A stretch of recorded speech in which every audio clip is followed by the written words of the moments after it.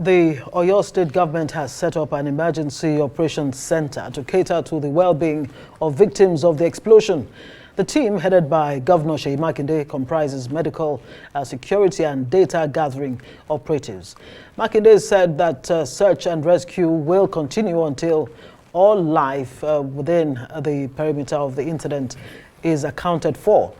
He called on residents to refrain from spreading fake news that could cause panic. We'll continue to provide regular updates regarding the actions we are taking through the Emergency Operations Center and our various feedback channels on and off social media.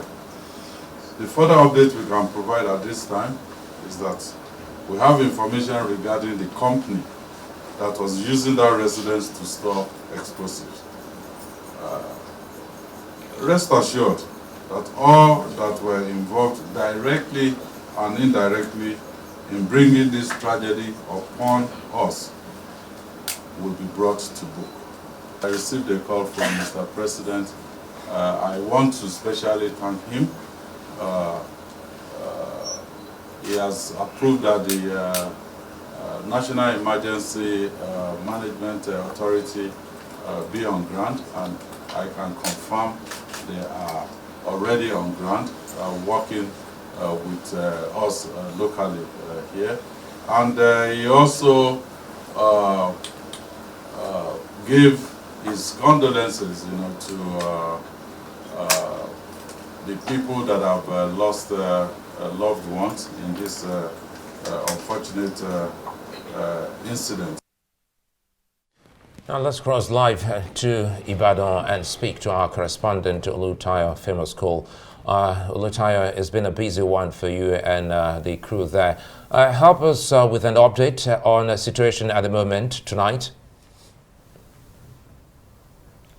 Yeah, at present we are at the Adeyi Crescent, just adjacent Adenriola Street, where the incident actually happened. But what really baffles me is that this area has been totally barricaded by a joint team of the Nigerian military, men of the Southwestern Security Network, codenamed Amotekun, the Nigerian Police Force, and indeed security operatives to prevent hoodlums. We were prevented from going to the scene of the accident, so we can't categorically state whether the evacuation work and rescue work is ongoing because we are prevented from going any further. But I also noticed that the area is kind of empty. Most residents have relocated to hotels and other places of refuge, because most of the buildings in this area have been touched, and anything can happen if safety measures are not properly taken. Most buildings, as you see, have been razed, and more residents have left the vicinity for safer climes. Famous Call, what can you tell us about the operation going on? Is it still a search and rescue, or is it a recovery operation going on? Any hope that any life can still be rescued?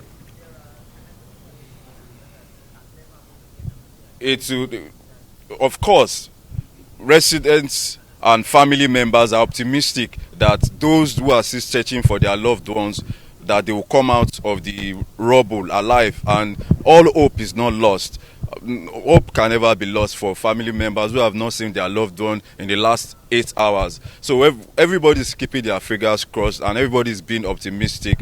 Right now, as at the last time I visited the ground zero, it was an evacuation and rescue mission, and today just one person was pulled out alive, one person was pulled out dead. So all hope is still alive that, of course, miracles still do happen. Everybody believes in miracle, that anybody that is still trapped there will still come back alive. Olutayo, as you said, that there is a limit to which you are allowed to go into where the operation is taking place.